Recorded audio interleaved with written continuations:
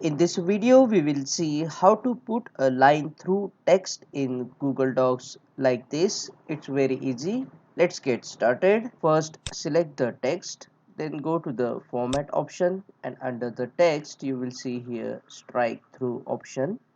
You can also use the shortcut key alternate plus shift plus 5. Clicking on this option will put a line through the text. Now remember, if you continue writing, the strike through will continue.